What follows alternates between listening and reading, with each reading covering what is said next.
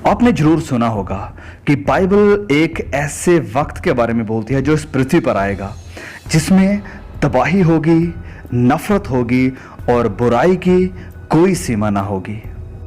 पवित्र बाइबल के अनुसार प्रभु यीशु मसीह के आने के पहले बुराई के काले बादलों का अंधेरा सारी इंसानियत पर छा जाएगा और इसे कहा जाता है महाक्लेश, द ग्रेट ट्रिबुलेशन।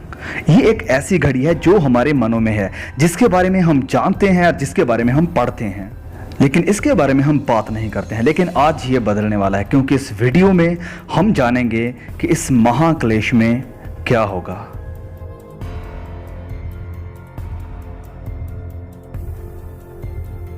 इस वीडियो के आखिर तक आप पूरी तरह जान जाएंगे कि क्या होने वाला है।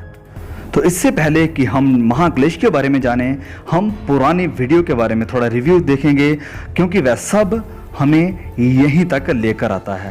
तो अगर आपने हमारी पहली वीडियो देखी है जिसमें हमने दानियल की भविष्यवाणी को एक्सप्लेन किया है, तो आप भी हमारी तरह हैरान हो गए होंगे ये जानकर कि बाइबल ने आने वाले समय को पहले से ही बिल्कुल स्पष्ट तौर पर जाहिर कर दिया है। अध्याय 9 में यह स्पष्ट तौर पर लिख दिया गया है कि कब प्रभु यीशु इस पृथ्वी पर आकर अपनी सेवकाई को शुरू करेंगे, और इसी के साथ साथ वह साल भी बता दिया कि कब उन्हें क्रूस पर चढ़ाया जाएगा। भविष्यवाणी में बताया गया था कि जब मसीहा आएगा तो ये 7 साल का एक समय होगा, और इस समय के मध्य में बीच में 30 एडी को मंदिर तोड़ा जाएगा और बलियों का चढ़ाना, होम बलि का, मेल बलि का, सब कुछ बंद हो जाएगा। क्योंकि जैसे प्रभु यीशु ने कहा था, वह मंदिर, उसका शरीर 30 एडी को तोड़ा गया था, क्योंकि प्रभु यीशु ने सिखाया और बताया था कि उसका शरीर परमेश्वर का मंदिर है जो कि तोड़ा जाएगा। देखिए यूहन्ना अध्याय 2 वचन 19 में प्रभु यीशु क्या कह रहे हैं। वह लोगों से और धार्मिक लोगों से बात कर रहे हैं और मंदिर को ढाने की बात कर रहे हैं। तो देखिए प्रभु यीशु क्या कहते हैं कि इस मंदिर को ढा दो तो मैं उसे 3 दिन में खड़ा कर दूंगा। यहूदियों ने कहा कि 46 वर्ष में यह मंदिर बना है और क्या तू उसे 3 दिन में खड़ा कर देगा? लेकिन लिखा है कि उसने अपने शरीर यानी अपने बदन के विषय में यह कहा था, और बिल्कुल ऐसे ही जब उसका शरीर, परमेश्वर का मंदिर, उस क्रूस के ऊपर चढ़ाया गया जैसे भविष्यवाणी में लिखा गया था, तो उसने बलियों का खेल खत्म कर दिया, क्योंकि उसका बलिदान हमारे गुनाहों के लिए एक आखिरी बलिदान था। तो ये बहुत ही अद्भुत है जब हम देखते हैं कि सारी तारीखें वैसे ही हमारे सामने आई हैं जैसे सैकड़ों साल पहले पुराने नियम में लिखा गया। तो जितनी गहराई हमने पिछली वीडियो में देखी थी, उससे भी ज्यादा गहराई हम आज इस वीडियो में देखने वाले हैं, क्योंकि दानियल की भविष्यवाणी के ये आखिरी 7 साल सिर्फ इसी बात को नहीं दर्शाते थे जो इतिहास में प्रभु यीशु मसीह के समय में हुआ, वरन ये एक टाइप है, एक सामान्य है उस आने वाले 7 सालों के जो भविष्य में होने वाला है, जिसे लोग द ग्रेट ट्रिबुलेशन या महाक्लेश कहते हैं। तो हम कैसे जानते हैं कि ये आने वाले महाक्लेश की एक समानता है? तो इसके लिए हमें भविष्यवाणी के कुछ मुख्य यानी कीवर्ड्स को देखना पड़ेगा। तो चलिए हम देखते हैं दानियल अध्याय 7 वचन 27 में। तो इस वचन में हम दानियल की भविष्यवाणी के आखिरी 7 सालों के बारे में देखते हैं, और यहाँ इस वचन में कुछ कीवर्ड्स हैं जो ये दर्शाते हैं कि यह भविष्यवाणी सिर्फ प्रभु यीशु मसीह के वक्त के लिए ही नहीं थी, वरन एक आने वाले वक्त के लिए है जब मसीही विरोधी यानी एंटी क्राइस्ट इस दुनिया पर प्रकट होगा। तो पहला जो कीवर्ड है वो ये है कि वह मेल बलि और अन्न बलि को बंद करेगा। इस बात को याद रखिए। और दूसरा कीवर्ड है कि इस 7 साल के टाइमलाइन में जो उजाड़ने वाली घृणित वस्तु है वह खड़ी की जाएगी। इस बात को याद रखें। तो हमने पिछले वीडियो में देखा कि ये सारे कीवर्ड्स प्रभु यीशु के वक्त में पूरे हुए थे, लेकिन बात यह है कि यही शब्द दानियल अध्याय 8 में हमें देखने को मिलते हैं, और दानियल अध्याय 8 बात कर रहा है उस वक्त की जब एंटी क्राइस्ट इस पृथ्वी पर प्रकट होगा। दानियल अध्याय 8 में दानियल एक हमेशा की तरह दर्शन को देख रहा है, और इस दर्शन में वह देखता है कि एक बकरा है, और इस बकरे के सर पर बहुत सारे सींग हैं, और दानियल देखता था कि इन्हीं सींगों में से एक छोटा सा सींग निकलता है जो कि बुराई की तरफ बढ़ता है और बुरे काम करना शुरू कर देता है। तो दानियल नहीं जानता था कि इस सब का क्या मतलब है। तो जिब्राइल फरिश्ता उसके सामने आता है और उसे इस दर्शन का मतलब समझाता है। तो वह दानियल को बताता है कि यह बकरा इशारा करता है एक हुकूमत की तरफ, एक सरकार की तरफ, और वह उसे बताता है कि वह छोटा सा जो सिंह है वह इशारा कर रहा है एक ऐसे बुरे प्रधान, एक रूलर की तरफ जो कि आएगा और परमेश्वर के लोगों को नाश करने की कोशिश करेगा। तो चलिए हम वचन में देखते हैं कि यह दुष्ट रूलर, यह दुष्ट प्रधान असल में क्या करेगा। वह उस सेना के प्रधान तक भी बढ़ गया और उसका नित्य होम बलि बंद कर दिया और उसका पवित्र वास स्थान गिरा दिया गया। तो ये वचन 11 हमें बता रहा है कि ये जो दुष्ट रूलर आएगा वह अपने आप को परमेश्वर से भी बड़ा कहलाने का दावा करेगा और उसका कुछ ना कुछ नाता होगा इस बलिदानों को बंद करने में और परमेश्वर के भवन को तोड़ने में, गिराने में। तो चलिए वचन 12 में देखते हैं, लिखा है, और लोगों के अपराध के कारण नित्य होम बलि के साथ सेना भी उसके हाथ में कर दी गई और उस सिंह ने सच्चाई को मिट्टी में मिला दिया और वह काम करते करते सफल हो गया। तो हम यहां पर देखते हैं कि ये प्रधान, ये रूलर परमेश्वर के लोगों को भी नाश करेगा। तो आपको याद होगा जैसे पहले बताया था इन कीवर्ड्स के बारे में, जैसे कि सैक्रिफाइस, होम बलियों का बंद कर देना और पवित्र स्थान का नाश होना, गिरा देना। जब ये दुष्ट प्रधान आएगा तो वह बलियों को बंद करेगा और परमेश्वर के भवन को गिरा देगा, उसे नाश कर देगा। तो ये दर्शाता है कि जब दानियल की भविष्यवाणी 70 सप्ताह की सच्चे मसीहा की बात करती है तो ये एक समानता है उस आने वाले एक झूठे मसीहा की।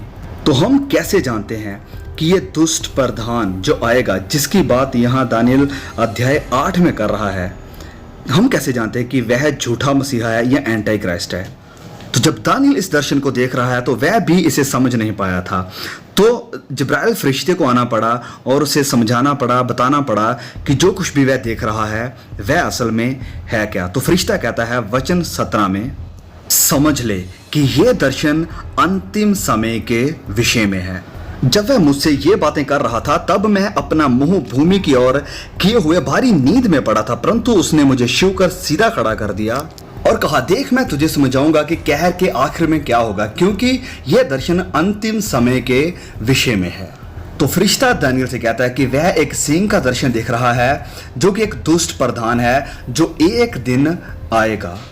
और जिब्राइल फरिश्ता उस प्रधान के बारे में कहता है, लिखा है, उन राज्यों के अंत के समय में क्रूर दृष्टि वाला और पहेली बूझने वाला एक राजा उठेगा। उसकी सामर्थ बड़ी होगी परंतु अपने बल से नहीं, और वह अद्भुत रीति से लोगों का नाश करेगा और सफल होगा और सामर्थ्य और पवित्र लोगों के समुदाय को नष्ट करेगा, पवित्र लोगों को नष्ट करेगा। अपनी चतुराई से ऐसे काम करेगा कि उसकी फितरत के मंसूबे उसके हाथ में खूब अंजाम पाएंगे और दिल में बड़ा घमंड करेगा और सुलह के वक्त में बहुतेरों को हलाक करेगा। वो बादशाहों के बादशाह के से भी मुकाबला करने के लिए उठ खड़ा होगा। तो फरिश्ता बता रहा है कि वह परमेश्वर के भवन को नाश करेगा, परमेश्वर के लोगों को नाश करेगा और वह अपने आप को बहुत ही ताकतवर समझेगा, लेकिन उसके पास उसकी अपनी ताकत नहीं होगी, किसी और की ताकत होगी और वह परमेश्वर के सामर्थी और पवित्र लोगों को नाश करेगा। तो ये दुष्ट प्रधान जिसे हम जानते हैं कि वह एंटी क्राइस्ट है, लिखा है कि वह बादशाहों के बादशाह के खिलाफ मुकाबला करने के लिए खड़ा होगा। तो वह प्रधान जो परमेश्वर के लोगों को नाश करने और प्रभु यीशु मसीह के साथ मुकाबला करने की कोशिश करेगा वह एंटी क्राइस्ट है, यानी झूठा मसीहा, एंटी क्राइस्ट। तो अब हम जानते हैं कि दानियल की भविष्यवाणी के 7 सालों का समय सिर्फ सच्चे मसीहा के बारे में ही नहीं वरन इसकी समानता झूठे मसीहा यानी एंटी क्राइस्ट के साथ भी है।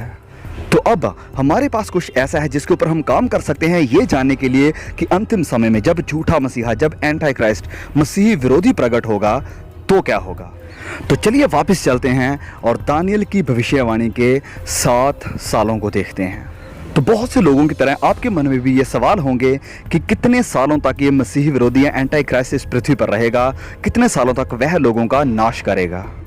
तो याद करिए दानियल की भविष्यवाणी में बताया गया था कि इस 7 सालों के शुरुआत में सच्चा मसीहा यानी प्रभु यीशु 27 AD को आएगा और उसमें बताया गया था कि उसकी सेवकाई 3.5 साल की होगी और फिर इस 7 साल के समय के बीच में उसे क्रूस पर चढ़ाया जाएगा।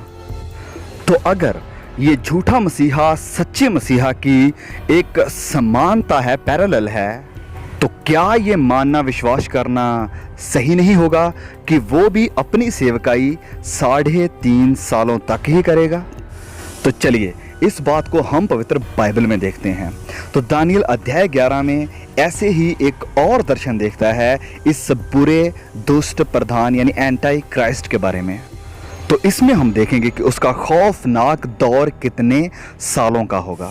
दानियल अध्याय 11 वचन 31 में पढ़ते हैं कि तब उसके सहायक खड़े होकर दृढ़ पवित्र स्थान को अपवित्र करेंगे और नित्य होम बलि को बंद करेंगे और वह उस घृणित वस्तु को खड़ा करेंगे जो उजाड़ करा देती है। तो यहाँ पर फिर वही शब्द इस्तेमाल किए गए हैं और ये स्पष्ट तौर पर एंटी क्राइस्ट की तरफ ही इशारा कर रहे हैं। फिर वचन 36 में लिखा है कि तब वह राजा अपनी इच्छा के अनुसार काम करेगा और अपने आप को सारे देवताओं से ऊंचा और बड़ा ठहराएगा, वरन सब देवताओं के परमेश्वर के विरुद्ध भी अनोखी बातें कहेगा। और जब तक परमेश्वर का क्रोध ना हो जाए तब तक उस राजा का कार्य सफल होता रहेगा, क्योंकि जो कुछ निश्चय में ठाना हुआ है वह अवश्य ही पूरा होने वाला है। तो जब दानियल इस एंटी क्राइस्ट के बारे में यह दर्शन देख रहा है तो कोई चिल्लाकर कहता है कि कितने सालों तक ये दुष्ट प्रधान राज्य करेगा। तो देखिए स्वर्गदूत उसे क्या कहता है। दानियल अध्याय 12 वचन 6 में लिखा है कि उनमें से पुरुषों में से किसी एक ने पूछा कि इन आश्चर्य क्रमों का अंत कब तक होगा। फिर तब जो पुरुष सन का वस्त्र पहने हुए नदी के जल के ऊपर था उसने मेरे सुनते दाहिना और बाया अपने दोनों हाथ स्वर्ग की ओर उठाकर सदा जीवित रहने वाले की शपथ खाकर कहा कि ये दशा समय और आधे समय तक की रहेगी, और जब पवित्र प्रजा की शक्ति टूटते टूटते समाप्त हो जाएगी तब ये बातें पूरी होंगी। तो ये फरिश्ता दानियल को बताता है कि उस एंटी क्राइस्ट का समा जब वह इस पृथ्वी पर होगा और परमेश्वर की प्रजा का नाश करेगा, उसका वक्त होगा एक समय और आधा समा। और इसका अनुवाद ऐसे भी किया जाता है 1 साल, 2 साल और आधा साल, मतलब 3.5 साल। Do you see that? जैसे यीशु मसीह सच्चा मसीहा ने अपनी सेवकाई को 3.5 साल इस पृथ्वी पर किया, वैसे ही झूठा मसीहा भी 3.5 साल अपनी बुरी दुष्ट सेवकाई को इस पृथ्वी पर पूरा करेगा। और ये समानता है, पैरेलल है। अब हम और गहराई में जाने वाले हैं, क्योंकि यीशु इस पृथ्वी पर आए इस 7 साल के समय के शुरुआत में, और फिर उनकी सेवकाई थी 3.5 साल की। तो अब सवाल ये है कि ये एंटी क्राइस्ट यानी मसीही विरोधी अपनी बुरी सेवकाई को लेकर इस 7 साल के टाइमलाइन के किस पॉइंट में आने वाला है? तो क्या ये भविष्य में आने वाले 7 सालों के शुरुआत में होगा या फिर मिडल में होगा? तो इसका जवाब पाने के लिए अब वक्त है नए नियम में जाने का। प्रकाशित वाक्य में, द बुक ऑफ रेवलेशन।